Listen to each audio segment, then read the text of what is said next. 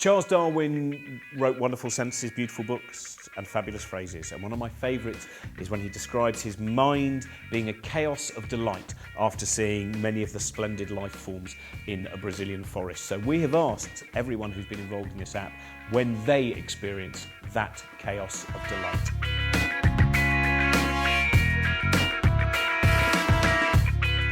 Chaos of delight is a beautiful phrase, and I've actually had a sort of experience recently where I found myself, because a few years ago I wrote a radio show called All the Planet's Wonders Shown in Detail, which you can find on YouTube for free. And it was sort of about the fact that I've always really had a love of learning, and I got this real excitement about trying to emulate people of the Enlightenment, like attacking everything and like knowledge-wise and stuff. And I've always been really interested in learning and things like that. And quite recently I just felt exhausted and blasé and beaten down and I know there's lots of stuff, but I'm over it. I'm over everything. And so it's been really hard trying to come out of that and get back into a state of wonder, I suppose, and of delight and of wanting to engage and stuff. And bizarrely, what brought me back into it? I don't know how useful or helpful this is. This is quite silly. But I was talking to someone about snails in their garden. And they said, they come back. And I said, you should do what my mum did, which is just fling them over the side of the garden. And he looked at me like, you fool. And he was like, they come back.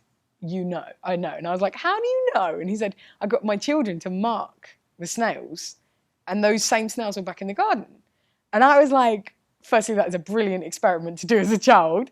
And secondly, I got this idea from that of it would be amazing to put tiny paintings onto the shells of snails and send them off out into the world. And for a second, I was just utterly delighted by that idea as an artistic idea. I was like, that is great. That is me. And then obviously I thought, no, because those snails will be eaten by birds straight away, because the bird will be like, oh, I see that clearly. Bang.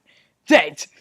But that's what sort of woke me up again, because I thought, I really want to do that and try that and experiment with that. I don't know. I mean, that's not really a scientific thing. Well, well, it is. You talk there about, evolution and you talk about not really. That's the ultimate, to create a slow-moving gallery.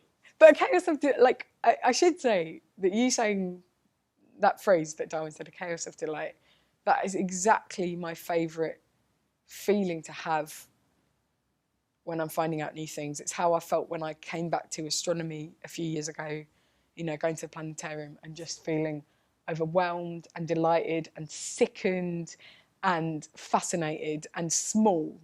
And that's really great.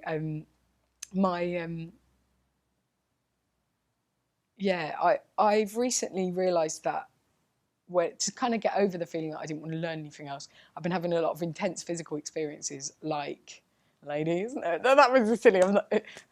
Just cut that bit out. But I've been having a lot of intense physical experiences, like cold swimming, swimming in rivers, swimming in lakes, things like that.